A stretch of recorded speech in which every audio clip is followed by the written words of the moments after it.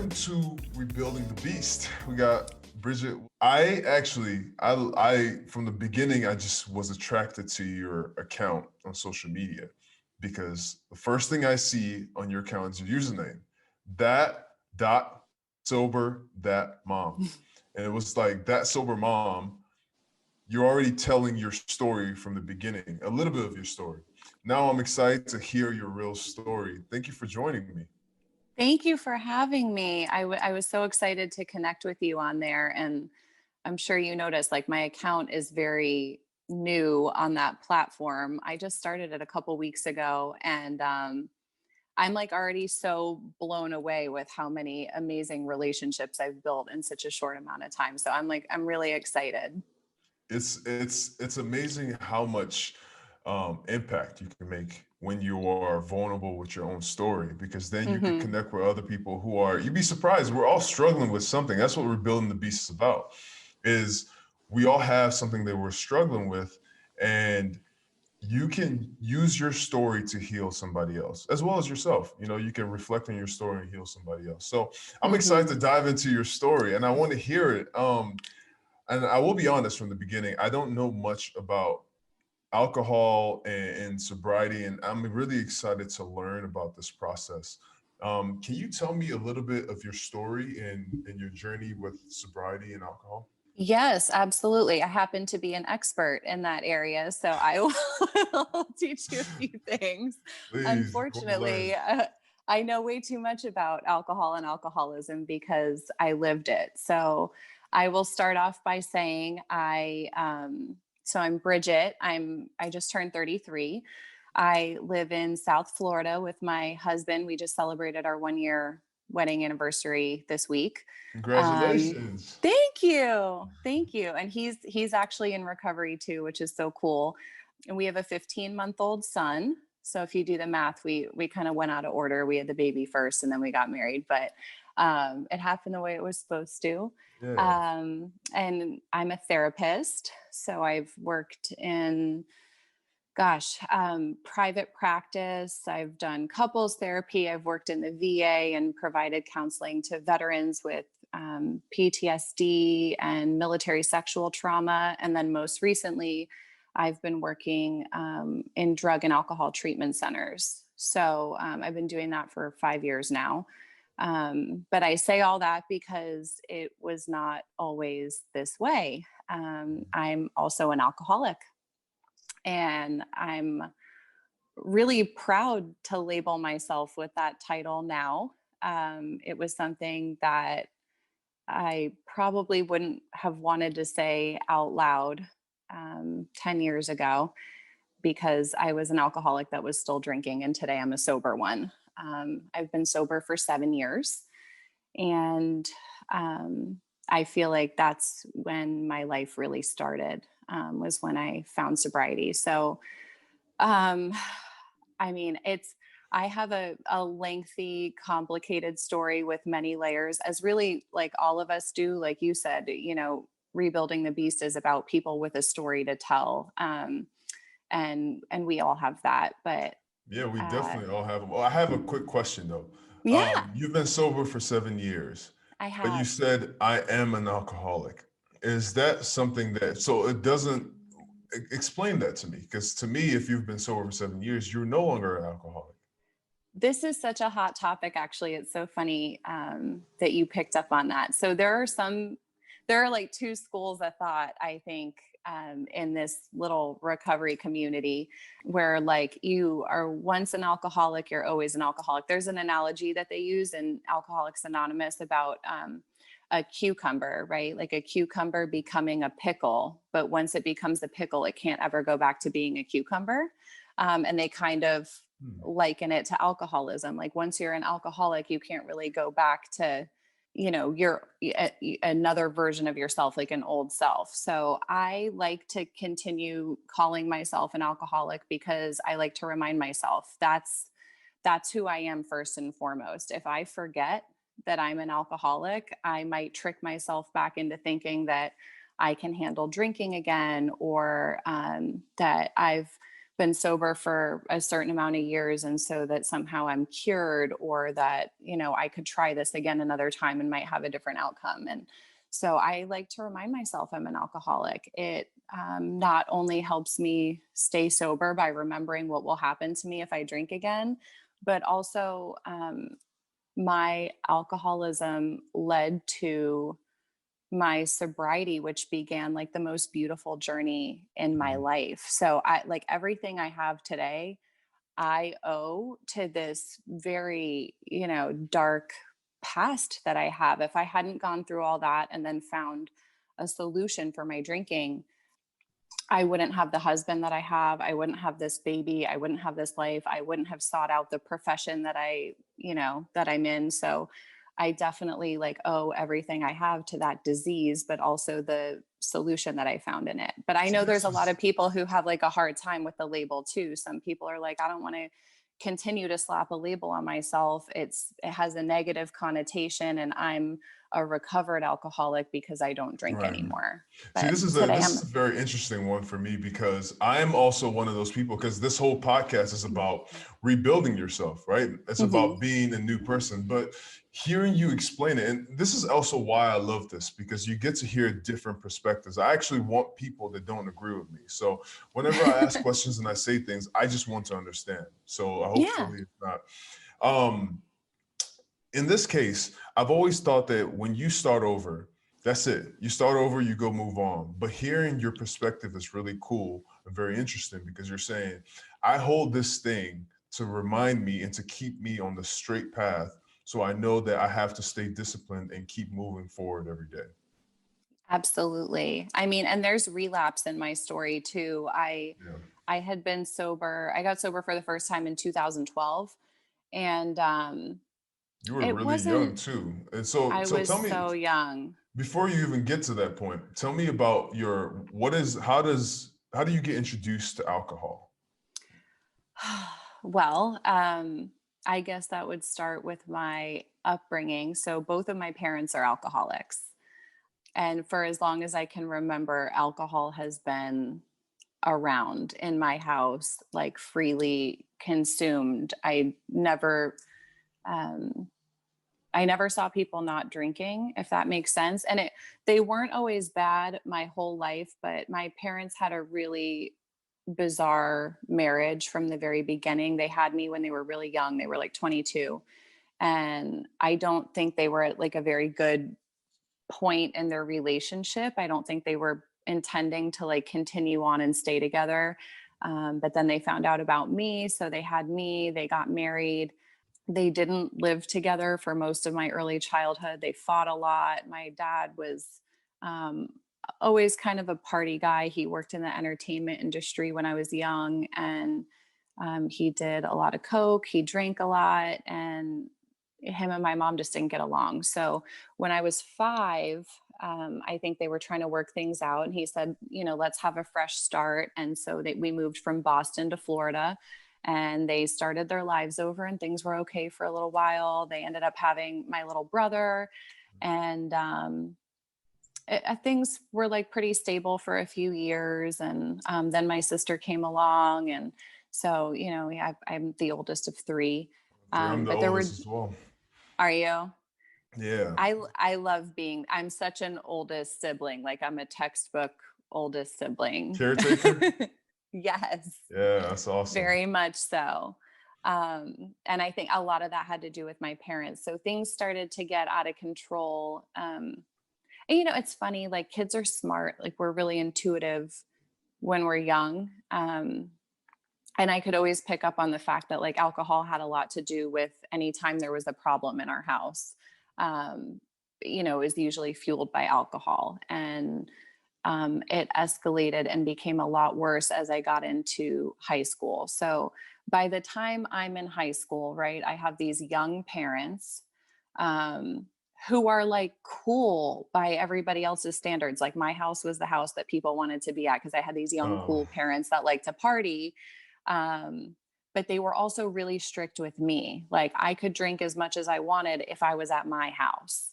how old are Everyone you could when you had the ability to drink, or they were okay with you drinking? I'm trying to remember, like probably 14, 15. I don't remember how old I was, but I do know that the first time I ever like drank and got drunk, my parents had bought us, this is so funny. My parents had bought us a case of Smirnoff Ice, which is like so funny that it's like a trendy thing to ice people now. Cause back then, like people actually drank that stuff and liked it. And it was a case, there was like 24 bottles. And my parents were going to bed and I had a bunch of friends over and they said, there's a case of Smirnoff Ice in the trunk of the car. I'm going to leave the car unlocked. If you and your friends get into it, we don't care, but nobody drives home and everybody has to sleep here. I said, okay, thanks. And so me and three friends broke into this case of Smirnoff Ice. I drank twice as much as everybody else. My Okay, parents champ. told us to stay outside because they didn't want us to be like loud and obnoxious in the house. A bunch of high school girls, squealing drunk. And my friends were all like throwing up in my front yard by midnight. And they all went in and went to bed. And I was the only one who was like ready to keep going. Like, why is everybody going to bed? And I polished off, like I finished the case by myself and Well, it was wasn't a drinking to disappointed. hang out with your friends. It was a drinking because you enjoyed it at this point. I didn't have an off switch. So, like, from the very first time I can really recall drinking, I'm sure before that I had taken like sips of grown ups drinks and things like that. But I wasn't like a big partier or anything in high school. I wasn't allowed to go anywhere because my parents were strict. But that was like the first incidents I remember were being like really drunk and yeah, feeling like something was different about me versus everybody else. When I was growing up, my father actually works with alcohol. He works in alcohol. He's in distribution sales. Okay. And I grew up in Nigeria. And at the time, it's not illegal for a kid to drink. But you don't really drink. It's just something that it's just not talked about. And as a kid, I could go to the store to buy my dad a drink, so like a bottle of alcohol. If guests were coming over, I could go down the street to get it. I never had any interest in alcohol. I just wanted the sweet stuff, right? And so it's funny to hear your reaction because as a kid, when I tried alcohol for the first time, we ran out of our Fantas or whatever. And I tried alcohol for the first time. It was so disgusting to me at the time, just the taste. And it's funny because it's stuck with me till today. I don't have any, like, it doesn't, I don't, that's why it's so interesting for me to hear the other side. Because for me, when I tried it, I was like, oh, no, this is not for me. I'll stick with my soft stuff over here. So hearing about you, taking it and you like, no, I want more. Was it the effects that you wanted more of? What was the thing that you felt like you wanted more of and you were addicted to? So it's interesting. I've thought about that question a lot to myself, obviously, over this long journey that I've had. And it was definitely the effects, but I think the effects of alcohol evolved over time for me, depending on where I was at in my life. So, yeah, I felt more fun. I felt more free. I felt more comfortable. Like I didn't care about anything. Mm. And looking back on my upbringing, I had these alcoholic parents who really got out of control, like as I was getting older, like older into high school and into like the early parts of my college. Things were getting worse and worse in my house. And I had these two younger siblings, and I felt responsible for them. I felt responsible for everybody in my house. My parents, too. I was like the adult of the house. Mm. And I remember when it was time to apply to go to school. I applied to like several schools in the state of Florida. I knew I wanted to stay in state, but I ended up, visiting a bunch and applying to like three or four different schools. And I picked the only one I hadn't visited. that was the furthest away. So I went to Florida State. It was 6 hours from home. I wanted to stay Oh in Florida, but be man. as far away from these people as I We heard possibly it. We could. hear stories. We were at Vanderbilt and we heard stories about Florida State. Wild Yeah. times in Tallahassee. So I got there and I was like, yes, that was like an alcoholic's playground. And at that time I wasn't like questioning my relationship with alcohol at all at that point. My drunks were very intermittent in high school because it was just like, when my family had parties or when we did something. But I mean, I was always drinking at home when there was anything going on. We went on family vacations. I could drink on family vacations. They never cared. And I don't really think they were paying attention. They had their own alcoholism to deal with. But I do remember thinking that, finally getting that far away from home, I was like, I don't have to care anymore. Like, I don't have to care about them, what they're doing, how much they're fighting, if my brother and sister are okay. Like, I felt like I was off the hook, if that makes sense. So the Mm, effect kind of went from being like this fun social like lubricant, to being like a mechanism to just shut off. And I was a blackout party drinker. I thought I was the life of the party. I was like the best time. I was so much fun. I was always the most outgoing. I would be, tearing up the dance floor. I was loud. I wanted to be friends with everybody. I was talkative. And um, I felt like alcohol enabled that side of me to come out. So that really doesn't sound so bad, right? But every time I drank, I blacked out. I didn't know how to stop. There was never an off switch. So I couldn't just like have 2 glasses of wine at dinner and call it a night. It was like, where are we going next? What are we doing next? That wasn't enough for me. So I wouldn't stop until I could forget. so it's kind of interesting because now we're talking to Bridgette, who has lived through this, and Mhm. also Bridgette, the therapist, who has analyzed this and who has healed herself, who is healing herself. Because that's what we talk about. We're building. It never stops. It's not like you get to a point and it's like, okay, I'm done now. I'm cured. So Yeah. yeah, you're never really fully cured. You're always working on yourself, and that's what life is about. So at what point though, because there's a lot of kids out there who will probably hear this and say, oh well, this is just a college student. At what point, what is the Right. difference between this and when did you realize that it was a problem? Well, it's like, wow, I'm actually this is not good for me. Well, that's interesting because, yeah, it's normalized behavior. Like, you went to college, you know what it's like. There, you could find anybody on any given Friday who does exactly what I just described. Yeah, I know a lot And of people. I'm right. And I mean, I trust was I me. was that person a couple times too because there was a couple times where I got drunk and I thought, wow, I was having so much fun, and then Mhm, I looked the next day, I saw videotapes. I'm like, yo, uh, I'm a mess. mm, it's not good. So for you, what did you? Yeah. How did you get to that point when you realized it?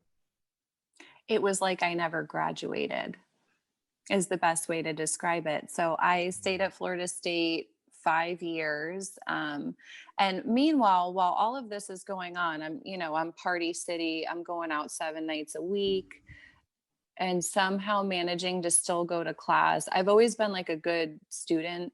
Um, and school didn't feel that important to me at that time. I was more focused on like my freedom and my social life, but I like learning. I like school. I always have. And so I graduate on the president's list with like a 4.0, and I'm the president of the Pre Law Society. I'm in 2 other psychology honor societies. I'm double majored and I'm a full blown alcoholic. Um, You could was it what they call it, functioning alcoholic? Very high High functioning, functioning, yes. Wow. incredibly, which is like how my dad was. So it's not surprising. Like, anybody who saw me out at night would have been like, oh, that poor girl, like she got some issues coming. But anybody who saw me in class, during the I'm sure I day. pissed people off too, because they knew what a lunatic I was. And then I could just show up, take a test, have barely studied, get an A. Like I just could pull it off. And I'm not trying to say like, oh, I'm so smart, but I've just always been a good student. I knew how to do just enough to get by. I was kind of always like that in my life, where I would do just enough to be able to pull something off. But I mean, I didn't have the energy to fully give to anything. I was like barely, you know, barely hanging on by a thread at that point in my own life. But That's I crazy though, because also, if you're doing so well, it's so easy for you to mask it and be like, well, I'm doing what I'm supposed to be doing, so right. I Yeah, can have nobody fun could because I'm say being productive. anything to Yeah. me. Yeah, I had amazing grades. I had two majors. I was in all these extracurricular clubs. I had a job. I had a boyfriend. I lived with my boyfriend in college. We were together for 5 years. Like we were together the whole time. So, um, it wasn't like I was out making bad choices and like, hooking up with guys and stuff like that. I had like what appeared to be a stable life. Oh, Um, but I was nuts. The first time someone told me I was an alcoholic, I was 19. Um, oh. and I was like, you don't know what you're talking about. Like, if you want to see an alcoholic, go to my house right now and spend a few hours with my parents. That's alcoholism. This See, is that's different. So college. you're saying like you watch your parents say, I'm not gonna be like them. I'm Exactly. gonna take care of all my business, but this is just me being a college student. Right. Everyone else is doing it. And that was my defense. I was in a sorority actually, and I got called into, they call it standards. It's like the disciplinary board when you do something wrong.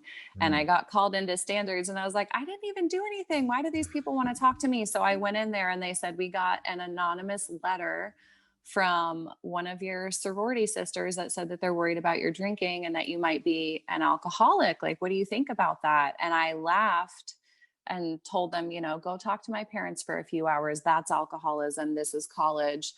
Anytime I'm out, there are 5 other sisters with me. It's not like I'm out here doing this by myself. Everyone's just as bad off as I am. Welcome to FSU. This is a college town. It's the number 6 party school in the country. Get over it. And I walked out of the room and slammed the door. I got kicked out the following year. So Oh. yeah, I got kicked out. Me and a few other girls who definitely were partying too hard and broke a few rules and got kicked out. And at the time, I was like, can you believe they did this to us? And now looking back, I'm like, it was a So long time yeah, coming. It was this is justified, actually but the point I want to emphasize. So because when it's brought up to you, you're defensive. You're like, no, I'm good. This is and then I want to go to the point where it's like, oh, I'm not good.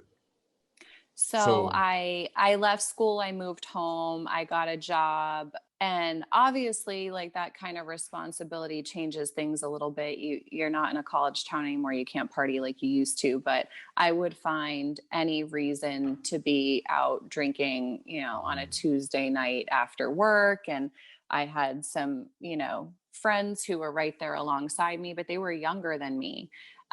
So I realized eventually that like the crowd I was hanging out with, it could still afford to be out doing stuff like that, but I had like a full-time job and a little bit more responsibility. I had like bills to pay and like a house to take care of and dogs to take care of, and I had this boyfriend, and like, it just my life felt a little more adult, and I was still drinking like a 19-year-old. And instead of making any accommodations on the alcohol side of things, I decided to make accommodations to my lifestyle. So I left my full time job.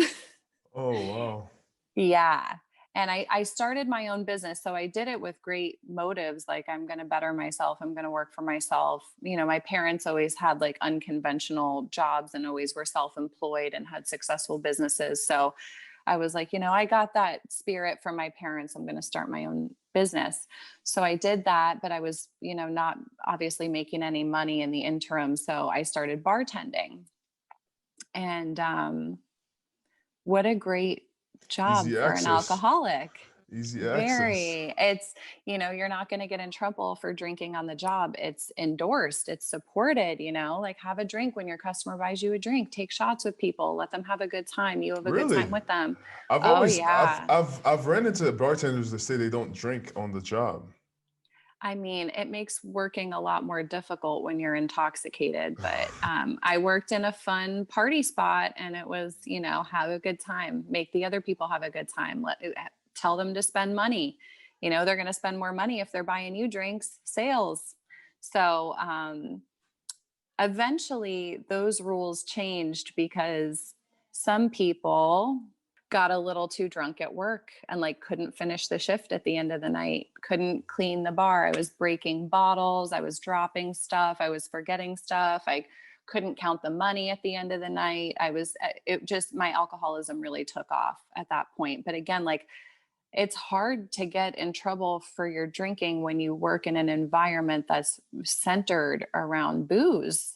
And with people who tend to party, like if you work in the service industry, and I'm not saying this is everybody, but at least at the place I worked, like it was a party spot. Everybody I worked with, we'd get off work at 2 a.m. and then be like, where are we going now? So everybody liked to go out after work. We'd be out till 4 a.m. And that's when things really started to escalate for me. And during this time, my alcoholic parents, who were at that point, their drinking was so out of control. And again, that's keeping me separated from recognizing my own issues all this time because I'm not like them. I'm different. I'm having fun. My life isn't suffering. I'm not losing jobs. My relationship with my boyfriend is fine. We have money. We have a house like that. I'm not having any consequences. So, it was really hard to see that it was problematic, especially when I had these examples in front of me of people who were literally, my dad would wake up with tremors and couldn't sign the credit card receipt with a pen when he would go to buy like alcohol in the morning. So I'm around these people who are drinking all day from the minute they open their eyes until the minute they close them. And I wasn't that. So it was hard to see how problematic it was, but they ended up getting sober. And my dad went to treatment. I had to help get him in somewhere. He ended up having a health issue that was not alcohol related, but he You ended up in the needed to be. hospital. And when he got there, I told the doctor, like, hey, he's an alcoholic. He's probably going to start going into withdrawal soon. You should give him something. And they kept him in the hospital for a few days and fully detoxed him there. And by the time he was detoxed, I said, hey, this is the longest you've ever gone without a drink. Why don't you go to rehab? And he said, okay. So I caught him in like a This vulnerable is. moment. Are you sober at this point yourself? No, I Wow. am a disaster. But they were always worse off than me. So I just seem like this normal party girl, and my parents are the ones with like the severe debilitating alcohol problem. So I haven't woken up yet. I'm so focused on them and their issues and how much worse they are than I No, am. I just thought it was. I Um, just think it's interesting because you know about rehab, and you're in your mind. You're like, if I ever get to this point, then I can go. I will go to rehab, but I'm not there yet. So, but they need to go to rehab. Yeah. Yeah, it That's the never part of my crossed my story. mind that like I would be a candidate for something like that. I should have just checked the whole family at that point. At that point it was just my dad. He was the worst one. So it was like, man, I never thought he would go. He was the kind of guy who he had been admitting for years he was an alcoholic. And he said, but nobody can help me. Like, I'm just going to do this until I die. So I didn't think he would go, but I think he was in such a vulnerable position with his health. And, he had already gone through the uncomfortable part, which was the detox. So at that point, it's like, why the hell not? So he went, and my mom went off the deep end. She had a really hard time with him being in rehab. She's really codependent. And, also like her alcoholism was through the roof at that point. Like she was drinking wine out of a coffee mug in the morning. She was lashing out. We were getting in like physical altercations at the house.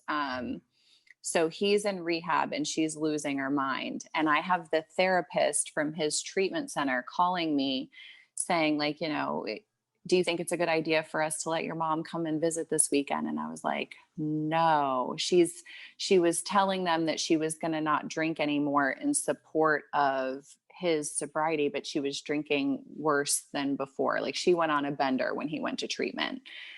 She ended up, I don't know, we had a few big blowouts, and I think with the advice of his therapist there, he distanced himself from her. And when it came time for him to go home, he got his own apartment instead of coming back to the house. And she lost her mind. So she decided one day that she was done with everybody and everything. And she took an entire bottle of pills and tried to end her life. I had been getting some really weird text messages from her that day. So I went over there to check on her because I just had a bad feeling.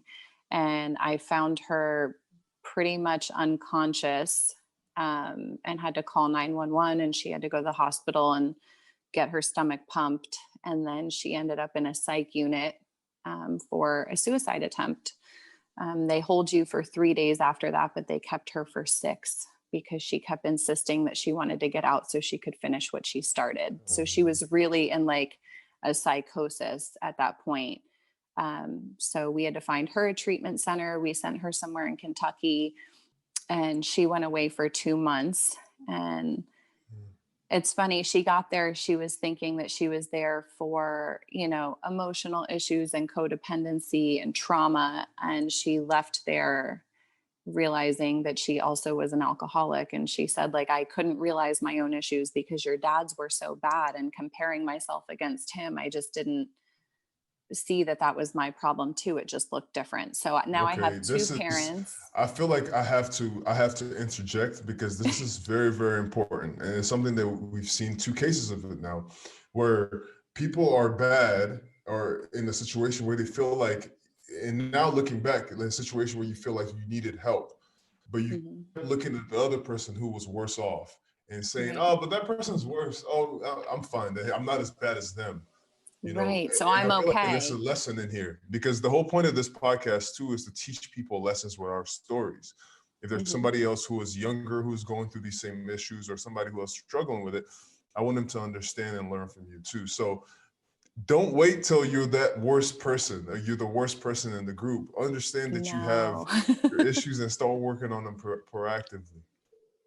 The best thing I can say about, at least in terms of like alcoholism and drug addiction, is we are all unique, right? If anything, your podcast highlights that, like, how unique we all are, how different our journeys are, our backgrounds are. Look at like our physical makeups. Like, I'm a tiny person. I'm not going to be able to drink and tolerate alcohol the same way as somebody who's 6'5", So, I mean, we're all different. 6'11". I wasn't referring to you specifically, but Okay. yeah. So you could probably drink me under the table. You know what I mean? You would But think it sounds good in theory, but no. I think like 2 glasses of anything, wine or anything, I'm done. That's it. lucky you, honestly, what a Cheap date. blessing. That's what I say now. I'm a cheap date. It's great. But yeah, I mean, with how unique we all are, I don't think that coming to an answer about whether or not you have a problem is going to look the same for everybody. So I'm a therapist, right? We have a diagnostic manual that we use to diagnose different disorders. It's called the DSM, and it is used universally around the world as a standard diagnostic measure. At this point in my life, how old am I here when I leave off at that part of the story? Both my parents get sober. I'm like 23. And at that stage in my life, if I had opened the diagnostic manual and looked up all these different substance use disorders, I would not have met the criteria. I would not have checked enough boxes to be diagnosed as somebody with a substance use disorder. And that was just because, I didn't drink all the time. I didn't really have tolerance issues. I wasn't like, I didn't have DUIs. I wasn't having legal trouble. There's all these different check boxes that you go down. And if I had looked at something like that back in the day, I would not have put myself into that category. I still thought that I was just having fun. Eventually, I got to the point where I could have checked all those boxes. But if you're out there and you're questioning your relationship with alcohol, my first question to you would be like, just that, do you feel like you have a relationship with alcohol? I think those of us who identify ourselves that way have something to take a look at. You talk about barely being able to tolerate 2 drinks. You don't have a relationship with alcohol. You're an occasional drinker, and you're someone who doesn't even really enjoy it. There's some of us who binge, and maybe we go a couple days or weeks or even months between binges, but when you go on one, you can't stop. There's this feeling of being out of control, right? Some of us open our eyes in the morning and have vodka on the nightstand, and have to drink some just to get out of bed. Some of us go through full-blown withdrawal symptoms, seizures, shakes, sweats, if in the absence of our substance. So it shows up in all these different ways. But I think the question to ask yourself is, are drugs or alcohol taking away anything from my life? So I think for normal people who can go out and have a glass of wine with dinner, alcohol adds maybe to your experience, right? I had a nice time. I ate a steak. I had a glass of wine. It's not doing any harm. You could take it or leave it. It doesn't put your relationships or your safety or anything else in your life in jeopardy. But for those of us who drink problematically, alcohol is a thief of pretty much anything in our lives. And if you're someone who's high functioning like I was, right? If you're pulling off school and doing well, or you still have your job and you're good at your job and you haven't blown all your money and your wife hasn't left you, and you still have what seems to be a pretty intact life, then you look internally like, well, what is it taking away from me personally? Do I feel like I'm my best self? Do I feel like I'm my highest self? Do I feel like I'm living my best life when I'm drinking? And I think that's a question that a lot of us don't look enough at when we're exploring whether or not maybe we need to take a look at our drinking. What is it doing to me internally? I think a lot of times we look at the external consequences, like, I never had a DUI, I never lost a job. And that was me when I first got sober. I didn't identify with any of the stereotypical consequences that other people had. And at first, I was okay with that. I was just, I got sober on an ultimatum the first time. So I was 20, 23, maybe 24. And I went to my first AA meeting. My boyfriend gave me an ultimatum that he was going to break up with me if I didn't get sober. And he had actually gotten sober. He was an alcoholic and a drug addict too. And actually he's still drinking to this day. So he went and he told me, I went to my first AA meeting. I picked up a white chip. I'm ready to be sober. And I hope that you can get on board and do this with me. And I was like, yeah, I'll stop drinking out of support for you and your decision. Like, I'm still not ready to look at me. Okay. It's all about like supporting him. And I didn't slow down. I didn't stop. I revved up. It was like I had this subconscious rebellion of like anybody coming close to like putting out this fire, I threw gasoline on it, and I was going out. I went on a 10-day bender. A lot of nights I didn't come home. I was drinking more than ever. There's a 10-day span of my life that I just don't remember anything. And I finally came to my senses and I said, I think I probably have an issue too. And I drove myself to an AA meeting. I didn't tell anybody. I just went. And at this point, both my parents are sober. now my boyfriend's sober. Like the walls were like closing in on me. It was only a matter of time. And I think like in the back of my mind somewhere, I knew that. So that day was the day. It was March 28th. And I drove to an AA meeting and I sat there in the back row and cried the entire time. And I picked up a white chip at the end of the meeting, and some lady I didn't know hugged me and just told me she was glad I was there. And I felt like a sense of relief. I felt really safe, and I stuck with it for a year and a half. I actually was like excited to be sober, but um, I found a lot of discrepancy between my experience with alcohol and other people's. So I had been going to AA meetings every day. That's like what's suggested of you when you're new. And that's just where I got sober. I know there's a lot of people who do it without AA or any kind of 12-step program, but for me, that was what worked. AA saved my life. Highly recommend, following what's outlined in the program, getting a sponsor, working the steps. I just think that there's a lot of magic in that fellowship. So that's like where I found my home, was there. And I felt like I belonged. I felt like people understood me. I found hope in the fact that people had been sober longer than I had been alive.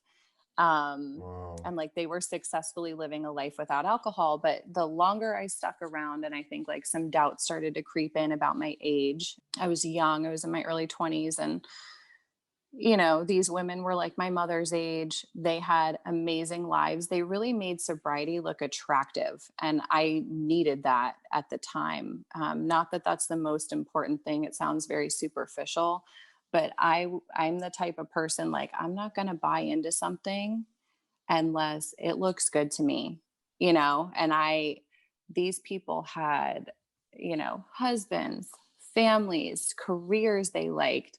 They were as beautiful, like on the inside, as they were on the outside. They had confidence. They were just like a bunch of badasses. Like they had something I wanted.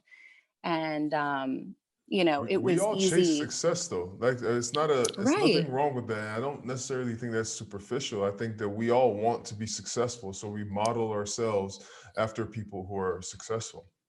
Absolutely. I mean, if I walked in the room and saw a bunch of people who looked depressed and miserable, like why do I want to Why do would I want that? to be like y'all? Yeah.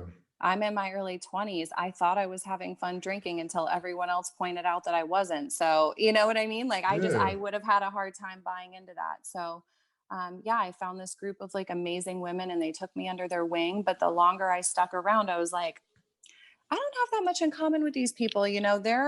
They're a lot older than me. Like they got sober a lot later than me, and they had DUIs and they had been arrested and they had been institutionalized and they had to go to detox, and I didn't have to go to detox, and maybe I wasn't that bad. And they had custody battles with they ended up getting divorced and they almost lost their kids, and they were having shakes and throwing up blood and, all these things. And I didn't have any of those things. My job is still here. My boyfriend's still here. I still have a roof over my head. I got money in the bank. I'm doing good. I own my own business. Like I found all these ways to separate myself from what I was hearing in these AA meetings. And instead of looking for ways to be similar and identify with these people, like on the emotional level, right? The pain that I felt, the lack of confidence I had in myself, the empty hole that alcohol left in my heart. Like I hated myself. I didn't like my life. I didn't like what I was doing. I woke up feeling like shit every day. I wasn't satisfied in any area of my life. I continued to bartend because it was comfortable and I was too scared to go after what I really wanted to do. You're I bartending while you're in AA meetings. Yeah.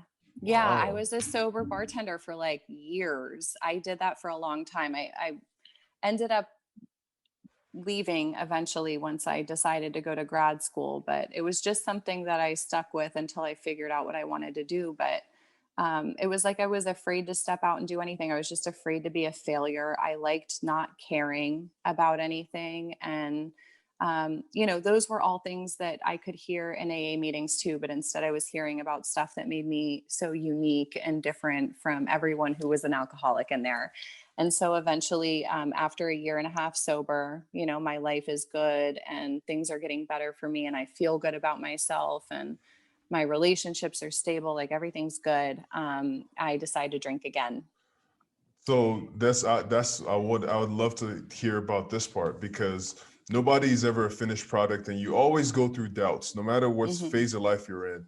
And there's also this Right. thing about a pull that pulls you back to what's normal. I wouldn't say I Right. want to say what's comfortable, but it's not necessarily comfortable. It's just what you know. And what you know could usually sometimes is what's bad for you, but it's so normal for you. That's like, I don't want to go to the unknown. So Right.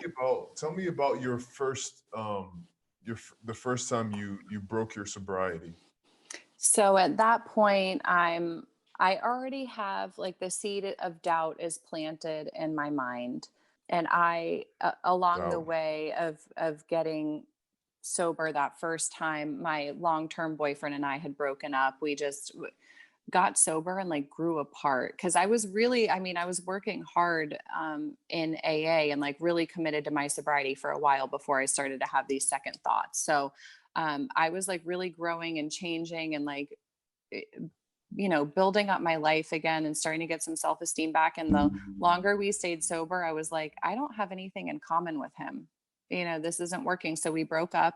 And of course, like any young girl looking to fill a void in the absence of alcohol, I latched on to another guy instead and like immediately jumped into another relationship. And this guy was much older than me, but he was really successful and he had his shit together. Um, and he didn't know anything about my past and my history and how bad things used to be and how out of control I was. So I thought, like, great, fresh start. Like, he doesn't know the old me. He's only going to get to know the new me. And I really like that. I have a clean slate here. And he asked a lot of questions just, out of curiosity because he didn't really understand alcoholism. He was like, so you can't just have one, you think you're going to do this forever? Like, you don't think that someday you're going to like outgrow this phase of your life and be able to handle just one? And I was like, no, this is like a lifelong decision for me. And at that point, I Mm. was really committed to that. I meant that. But he drank. He was like a normal, he didn't drink a lot. He just drank every once in a while. But he said, if you ever change your mind, it's okay. I'm going to support you no matter what you do. Just talk to me about it. So we went out to dinner one night and it was the grand opening of this restaurant. And we have dinner. And at the end of the night, the owner of the restaurant walks over and says, like, thanks for being, some of our first customers on our first night open. Here's a glass of champagne for you guys on the house. And he puts 2 glasses of champagne on the table. And I mean, with it like a reflex, with no defense, no second thought, no hesitation, I picked up the glass and I drank it.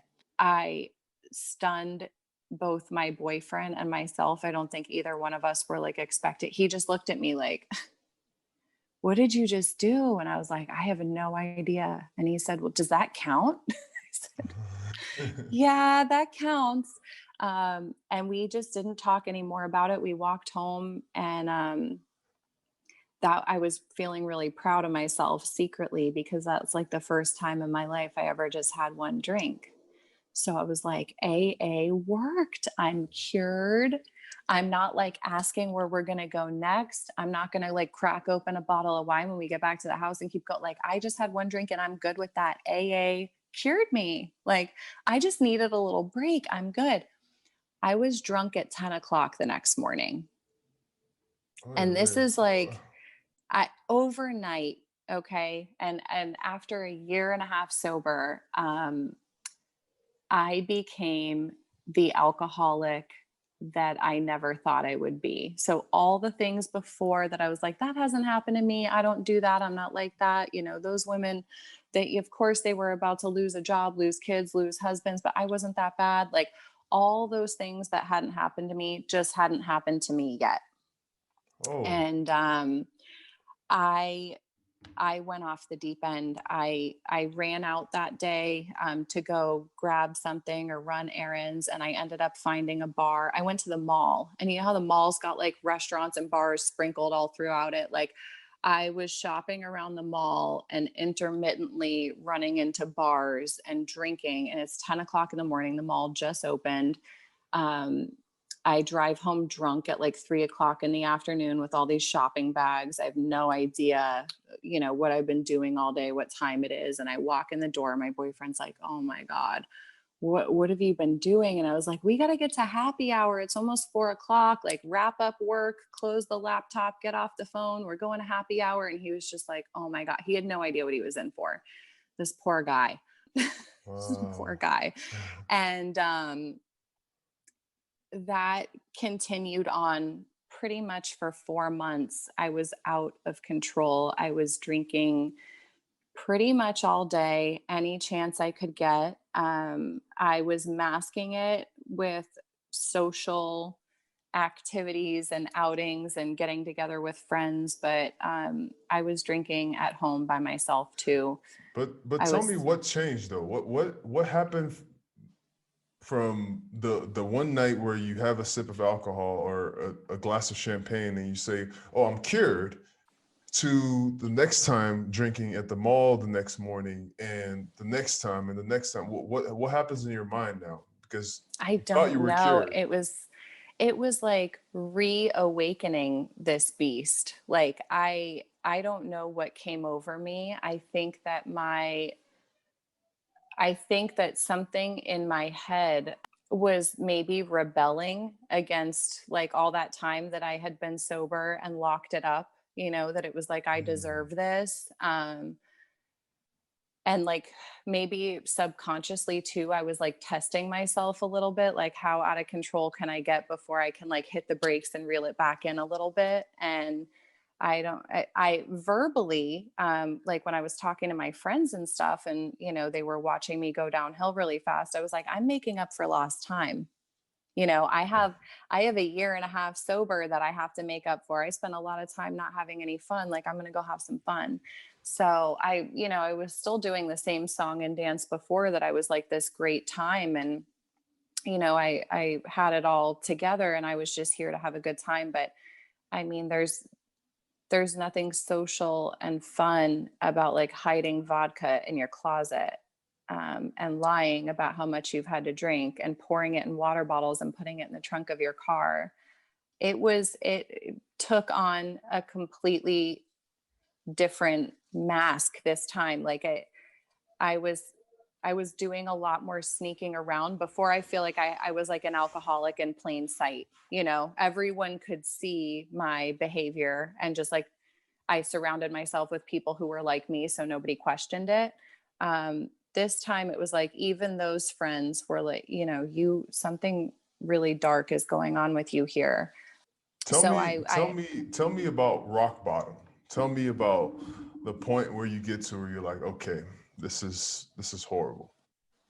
so I was drinking a lot, and it was like a pretty quick downward spiral. I mean, it was only 4 months that I had relapsed, and I pretty much ran my life into the ground. So um I had moved away, not far, just like an hour away from where I lived. So I was away from my friends and family. My boyfriend and I moved. And I love the rock bottom thing, because I think people picture rock bottom as like you've lost everything, right? You have nothing left. Everything bad is piled up now, and you have to hit your lowest low to start coming back up. And it certainly felt that way for me at the time. But I had like a very high class rock bottom. I was Mm. living in $1 million house in Fort Lauderdale with a like spine surgeon boyfriend. I wasn't working anymore. I sat at home and laid by the pool and drank all day. I owned this business that I wasn't doing much with, but like I had it pretty good. I had a brand new BMW in the driveway, and I ended up totaling it, getting into two accidents in the same night. So here's something that had never happened to me before. people would talk about DUIs all the time in AA meetings. And I was like, I never had one of those. But the reality was I was driving drunk like every day and I just never got caught. I was lucky that I never got caught. But this particular night, I had lost my mind. My boyfriend was just about done with me. He had gone on a 2-week trip out of the country and went somewhere really remote that he didn't have any cell phone service. And so he needed to get away from me that bad that he went on like a hunting trip in the middle of nowhere and couldn't talk to me for 2 weeks. And so I sat at home pretty much drinking myself to death. And he came home and I was intoxicated when I picked him up from the airport. And the minute he saw me, he was like, enough is enough. Like, you got to move out. You got to go. And he was like, maybe we'll work things out and try to see what happens if you decide to get your shit together. But you got to get out of my house. This is too stressful for me. So I had a friend who lived down the street and he let me like crash on his couch because I was convinced that this guy was going to take me back, right? Like, of course he's going to change his mind. I'm so delusional at this point that I don't realize, how irrational that was. But yeah, I like couch surfed on my friend's couch down the street, waiting for the phone to ring from my boyfriend that he wanted to take me back. So we decide to go one night out to, I just like out with friends. And I'm like, yes, thank God. Like, he wants to be around me. This is a good sign. He definitely wants me back. I'm going to, weasel my way back in. So we go out. And of course, when I'm trying to be on my best behavior and not screw things up, I get obliterated. Like, can barely speak, intoxicated. And I don't know what happened. I blacked out. And the next thing, I am alone. Hours later, my phone is off. No one's around. I'm in a bar by myself and I call him and I'm like, where are you? I thought we were together. Like, what? How did I get separated from the group? And he said, well, you freaked out. You threw a drink in my face and stormed off. And I've spent the last 3 hours looking for you downtown and I couldn't find you anywhere. So I finally took a cab home. And I said, oh man, I'm so sorry. I don't know what happened. And he was like, yeah, me either. Can you just come home? Like, just get in a cab and come to my house. I'm worried about you. I don't know why you're running around downtown by yourself. I don't know where you are, but just get in a cab and come home. And I said, no problem. I'll be right there. We lived like less than a mile from downtown. So I told him I was going to get in a cab and come to the house. And I got in my car instead. And I don't remember any of this, but I hit another car pulling out of downtown. I rear-ended somebody at a red light and I threw the car in reverse and sped off. And then pulling onto my street, I think speeding to get away from the scene of the accident, I hit a tree in somebody's front yard and they were like standing outside watching the whole thing.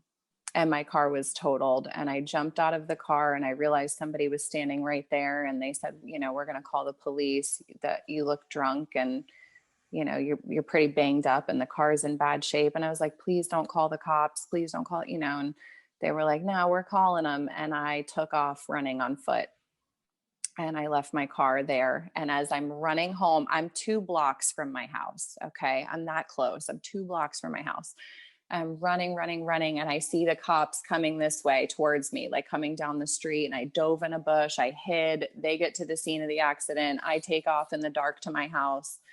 I get home. My boyfriend doesn't realize what just happened. I don't realize what just happened because I woke up the next morning and I looked outside and I could not for the life of me figure out why my car wasn't in the driveway.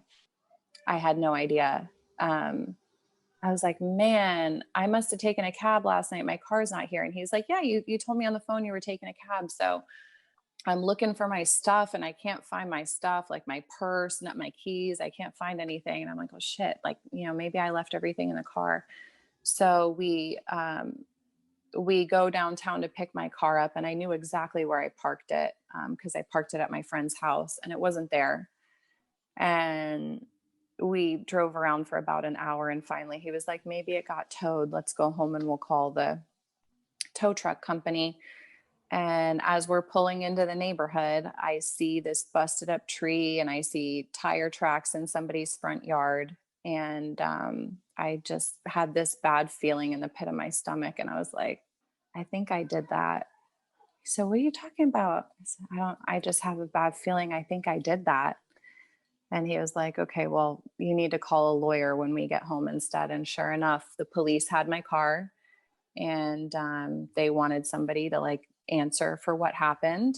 And I'm still probably drunk at this point, so I'm definitely not going to go down there and talk to them. But they were keeping my car for an investigation, and I couldn't figure out why, because at this point I only saw that I had hit the tree, right? And mind you, it's crazy that it takes this long for me to figure out that my car was involved in an accident, because I have an egg coming out of my forehead. I have burns all over my chest from the airbag. I have a bruise that's the same size, shape, and position as the seatbelt. I have scrapes all over my arms because I think I fell when I was running from the cops. So, I mean, I'm banged up and I don't feel good. And, you know, without even paying any attention to like these physical injuries, it never crossed my mind that I got into a wreck. So it took for me seeing the tree and then putting all the pieces together to be like, ooh, I think I did that. So, in any case, the police held onto my car for a couple weeks, and I couldn't figure out why it was taking so long. Like I hit a tree, and I hit an oak tree, and they're protected in Fort Lauderdale. So of course, like they're telling me I have to replace the tree, and I'm like, I'll do it all. I don't care. I'll do it. And they call me in 2 weeks later to go sit down and have a meeting with them. And so I show up with my lawyer. And I should mention too that the night before that was my best friend's birthday. Like my best friend in the whole world. It's her birthday. She's a couple of years younger than me, and she was turning 21. And all this is happening, and you're 23 years old. Mm-hmm. Wow. Yeah. When I read your story and you said you were sober at 24, it really, like, I was like, wow, that's really young. And now I'm hearing your story, like all this happened before you were 24 years old. Mm-hmm. Wow. Sorry to interrupt. Yeah. I mean, I lived a lot in a very, very short amount of time. Wow. And life fell apart like very quickly for me, like within a matter of 4 months. I just came unraveled, and I was drinking in a way that I heard other people describe and couldn't understand, even being like an alcoholic in AA, the first time. Like I couldn't wrap my head around the stories I was hearing from other people about how they hid their drinking, and they were putting vodka in water bottles. Like I never did that unless I was trying to sneak it into like a football game in college. You know what I mean? Like there was never any reason to hide anything. And like very quickly, I became that person. I can remember going to Publix multiple times a day, the grocery store, multiple times a day. And I would keep telling my boyfriend I forgot something and I had to go back. But it's because the bar in the grocery store shopping center offered 2-for-1 drinks all day. And I kept going in there, and they would slide 2 drinks over the bar. I'd suck them down really fast. I'd walk into the grocery store and buy one thing. So I would come in with a bag and look like I had a reason to be out again. And I would do that multiple times a day. And those are like the kinds of stories that I would hear that I never related to. And now all of a sudden I was living that. So, it happened so fast. But yeah, it was my best friend's birthday, October 22nd. And she was turning 21, and I went out for her birthday. And the lawyer who was representing me for all the car accident stuff was actually a mutual friend of both of ours. So she was out for my friend's birthday too. And it was low key. We had like a nice little dinner, and, it was fun, and we were all drinking wine, and then everyone was going to go out and like kind of bar hop around downtown after. And my lawyer, it was like 9:30 at night. My lawyer was leaving, and she looked at me and said, we have an appointment with the Fort Lauderdale Police Department at 9:00 tomorrow morning. I need you on your A game. I need you presentable. I need you in long sleeves to cover up all these scabs and scars and burns all over your body. I need you to just be quiet and let me do the talking. And I need you to not be drunk. So can you please, I'm leaving to go home right now and get a good night's sleep so we can do a good job with the cops tomorrow. Can you please do the same? And I said, you know what? Great idea. I'm right behind you. And I grabbed my stuff. She walked to her car and I was walking to my car. And as soon as I saw her take off, I went back inside and I was like, where are we going next? And I stayed out all night celebrating my friend's birthday, drove home drunk, an hour-long drive home drunk, fell asleep at the wheel, veered off the road, woke up just in time, thank God, and somehow made it home. A guy actually saw me cut across all the lanes of the interstate asleep at the wheel, and he pulled off to make sure I was okay. And when he realized how drunk I was, he said, I'm going to follow you home and make sure you get home okay. And this guy followed me all the way home. I was so drunk, I forgot to set an alarm, and somehow the sound of the phone ringing woke me up at 9 o'clock in the morning. The sound of the phone ringing woke me up, and it was my lawyer asking me where I was. So I had to throw clothes on really quick and roll out the door. And I was still drunk from the night before. And I go to meet with the cops. And, I'm 30 minutes late and I'm a mess. I did the opposite of what she suggested that I do. And I looked like an absolute disaster. And I walked in, and that's when they told me that I had been involved in 2 accidents and that I had hit another car. And thank God the people in the car were okay.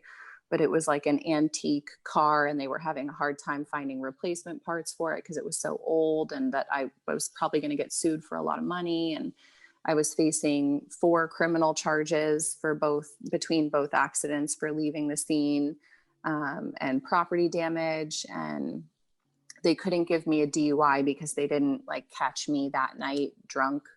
But they said, it's pretty apparent that you're intoxicated right now. And, if we can suggest, we saw that you had a bunch of Alcoholics Anonymous books in the back seat of your car, and you should probably start going back to those meetings again. And I was like, yeah, noted. I will. And so they drive me to this police impound lot. And this is the first time I'm seeing my car since the accident. I didn't know how bad it was. And when I walked in, the guy who was retrieving my vehicle said, I can't believe you were the person driving that car. Are you okay? I was like, yeah, I'm fine. They bring my car out and it's unrecognizable. It's a miracle that I walked away from that accident alive. And here I am alone at the police impound lot, crying on the shoulder of a big, huge tow truck driver who doesn't know me, looking at my vehicle, wondering, how I'm alive.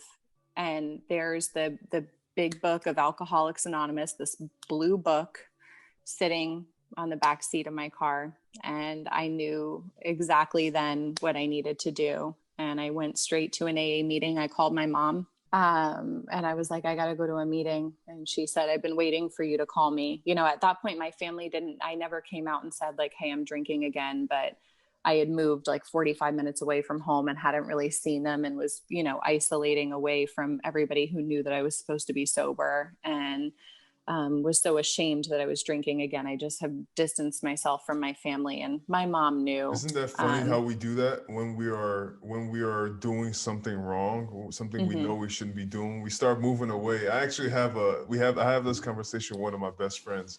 He's like, I know there's something you're not supposed to be doing, or you're not being the person you say, because I can feel you slipping away and moving pulling away. Yeah.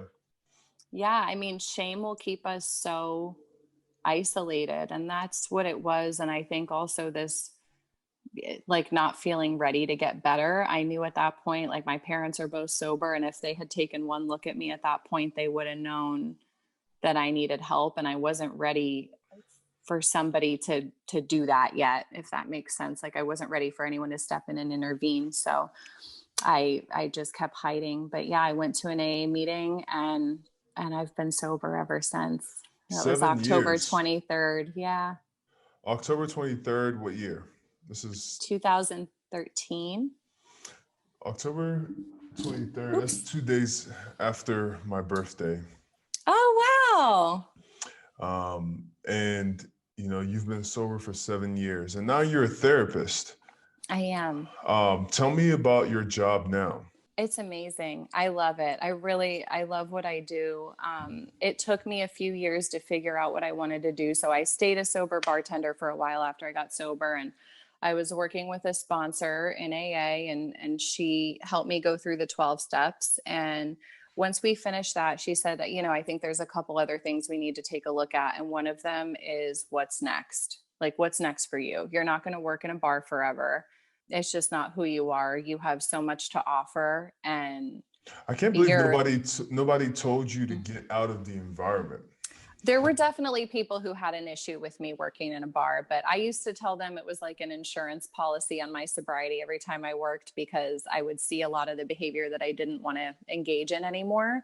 I think that was an excuse at the time to just like make the environment that I was in okay. Like I didn't really have I wasn't in the headspace to like go out and look for another job. You know what I mean? I was so focused on like repairing all the damage I had just done during that relapse, and like just trying to get my head on straight, that I was in no position to be like out looking for a job. And I didn't know what I wanted to do anyway. I just lacked a lot of direction. And at that point, it was keeping it simple for me. Like, you just need to go to a meeting and not drink, and like the rest is going to work itself out.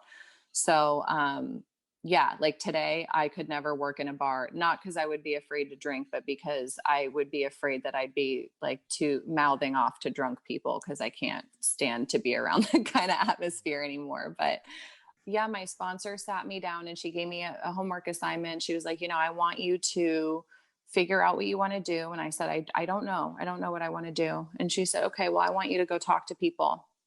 I want you to start taking women out for lunch and coffee and asking them about their jobs and asking them how they got their jobs. Did they have to get a special certification or go to school? What did they study? What did they plan for? How did they get into their job? What do they like about it? What do they not like about it? What would they do instead if they weren't doing that thing? So I did. I started like interviewing women who had jobs and were successful. And I learned in that process that I really wanted to be a therapist. And so I started looking into what I would need to do, and I needed to go back to grad school.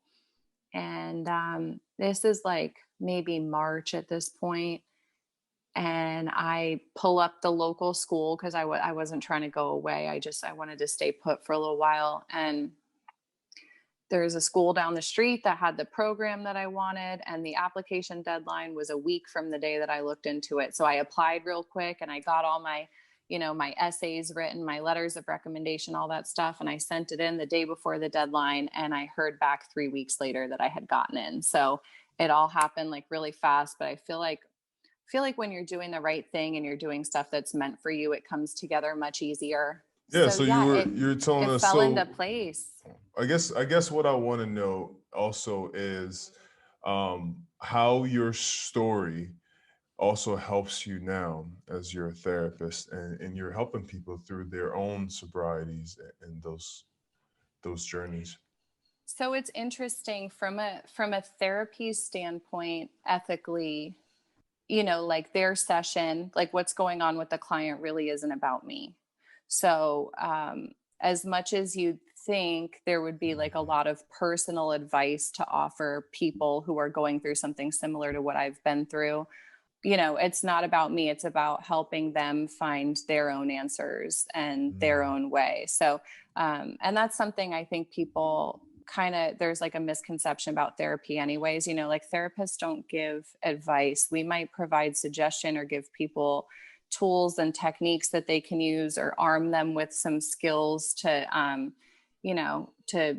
work through the different circumstances in their lives. But it's really about empowering you to come up with your own conclusions, to develop your own insight, to identify, it's not for me to tell you that something in your life is a problem. That's for you to uncover. So I might ask the right questions that gets you to draw that conclusion on your own. But like the answer is always within you. It's within all of us. So I that's kind actually of what our job is. I think that therapy has a bad negative stigma. People think that therapy is for people who have these huge problems and are diagnosed with mental issues, and those are the people that need to go to therapy. I think that everybody has something to work on. I think that that, Always. and a lot of times it's about finding somebody who can help you through the things and the daily struggles. It doesn't always have to be this big thing. And it's important to have a neutral person with expertise to sit there and listen to you and give you advice on your some of your issues, because a lot of times you have your emotions attached to different things. What's your take on that? I completely agree with you. I think that anybody could benefit from having this neutral, non judgmental third party to talk to maybe help you gain some perspective on your life. Like sometimes when we're living things, right? When we're so close to something, it's hard to see the big picture. It's like hard to see our way out. So for a lot of us, like sometimes we can't unlock these solutions to problems in our lives because we're too enmeshed in them. And so when you sit down with somebody who doesn't have any stake in the game, right? Like their only job is to support you and to help you, and they Mm. don't have any judgment of you. They're not there to tell you what to do. They're not there to make decisions for you. They just want to hear you and help you draw your own conclusions and come up with a solution that feels good for you. Like who wouldn't benefit from that? I still see a therapist. I saw her right before I saw you this morning. I had her from 9:30 to 10:30 this morning. Great time. A great time. She's amazing. So even as a therapist and with 7 years sober and a great life, like people might be like, why are you in therapy? Because we all need to talk But to somebody. you've already shown though, and you've already kind of shown an example of when everything is going good, that little devil comes and kind of creeps on your shoulder. So Hmm. it's a journey. It's something that you have to keep staying on top of. And that's with Hmm. anything. It's for anybody who wants to stay in shape, right? Because yeah, that one day you're tired, you're like, oh, I don't really feel like doing it today. And then it turns into 2 days and 3 days, and all of a sudden your discipline goes out the window. So it's a little step by step progress to get to where you're trying to go, Right. but it's also really quick how you can lose that step by step progress. You can see from the story you've told. I also want to talk about, so you have a little boy. He's 15 months old, and you called him, your biggest sober gift. He is. How does your mindset also change after having a baby when you have someone depending on you in this journey of yours? Oh my, I mean, how does it not change? I feel like everything changed the minute he entered the world. And like in all the best ways possible, but then also in like the scariest ways possible. And I don't mean that negatively. He's the best thing that ever happened to me. But anybody who's a parent will understand that like your anxiety and your worry and your fear, like everything seems so much scarier when you have this other little life to be responsible for. It feels like a lot of pressure. They don't come with instruction manuals. No. You just figure it out as you go. And that can be really overwhelming and scary. I, I feel like a lot of things have changed within like my own personal mindset. I feel like I'm more, I'm more committed to like really being the person I want to be and like really being the best version of myself, and obviously staying the course with my sobriety. Like I don't struggle with my sobriety anymore. I'm so grateful to be sober. I don't have any desire to drink. I'm really grateful for that, and I know that's not everybody's experience, but I don't ever think about it anymore. Like it's not an option for me. It feels like life or death, and today I choose to live. But I have a son now, so like it's really not an option for me. And I also know how I grew up, and my parents were alcoholics, and um I don't ever want my kid to see me drunk, and that's up to me. You know what I mean? Like Yeah. that's on me. So I need to stay like up on myself, working my program, doing the things that help me to be better every day. I'm not just cured because I have 7 years and I don't think about alcohol anymore. I might think about it tomorrow. I might think about it later today. Like I don't know if and when that's ever going to pop back up for me. So I just have to stay on top of what I do. And like obviously it's hard when you have a baby. It's a huge adjustment and you have your hands full. So definitely like in the self-care department, I was like totally slacking for a little while because I had to take care of this baby and learn how to do that. But man, like that kid, every day I have a reason not to drink. And like it's for, if not for me, then for him, you know? That's so beautiful, and I'm glad that you're using your son as motivation as well. Absolutely. I know we're running out of time. I have two more questions. Maybe you can answer them from really quick. Okay. Your husband himself is pretty interesting, and he could easily feature on this podcast as well. 6 years sober You would himself. love him. Yeah, 6 years sober from heroin addiction, and he runs a treatment center. So you both are using your stories to help other people. Is there a part of his journey or your journey or your journeys together that you would like to share?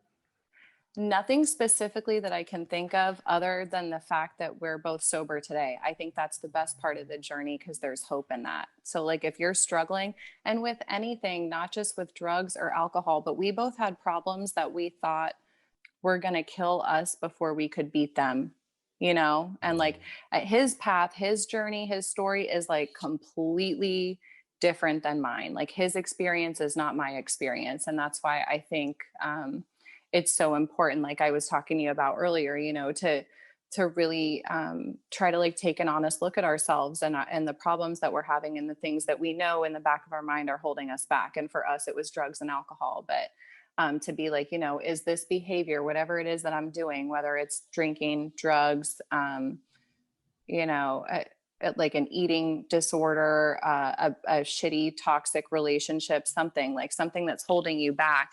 What is this doing for my life right now? Does it make me feel good? Is it adding or taking away? And so for us, like the best part of our story is that, we're still here. Like we got to wake up this morning, and that's something that a few years ago for both of us might not have been a reality.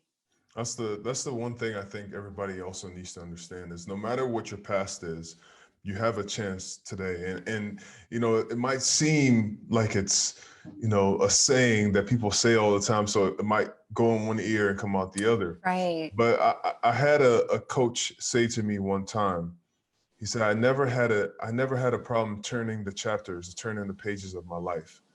And I never understood it at that point as a kid. I didn't understand what he was saying. But he was saying, I've never been in a situation where I felt like I couldn't do it. And that's one of the things we need Mm. to understand about ourselves. We are strong enough to take this new chapter, which is today, and make a whole new story for the Hmm. rest of our, you're writing this book, and you're not whatever baggage you're carrying, you're not that baggage. Right? You can start today and write a whole new story, and they'll be like, wow, look at this other person. So I Right. always think that that's important to hear these parts of stories. But this is my favorite question. All right, this is my last question, but it's my favorite question. I'm ready. Um, because this podcast is about guiding people, I don't want you to think about guiding other people. I want you to think about guiding your younger self. Let's say you Oof. were talking to a young Bridgette. This is the 13-year-old, 14-year-old drinking for the first time or drinking heavily for the first time. If there's something you could tell that young party girl, what advice would you give her? Oh my, I just would want to give her a hug and tell her, I love you so much. And you are so deserving of anything you want to have. And you can have it, but it's up to you. Um, I think I waited so long. There was so much external validation in my life and also like a lot of external criticism. My dad was really hard on me, and the expectations were high and low all at the same time in my family. I don't think they had super high hopes for me, but they wanted me to do what they wanted me to do. And I didn't follow that path. And, I was always looking for something outside of me to make me feel complete, like drugs, alcohol, boys, friends, partying, whatever it was. And like I was complete the whole time. And oh, I that's good. I never acknowledged that within myself. Like you don't need anything else. Like you have everything in you. That's So wow. Wow. Bridgette, I can't thank you enough for sharing your story. I'm sure that so many people out there can relate, can learn from, and can use the lessons that you've taught us to to just lead better lives and in their rebuilding journeys to becoming the beast that they can become. You have everything that you want to be, right? You have Mhm. everything that you need. And yeah, thank you so much. This was awesome. Thank you. Thank you. I really enjoyed talking with you. And yeah, I hope that my story has something to offer anybody listening.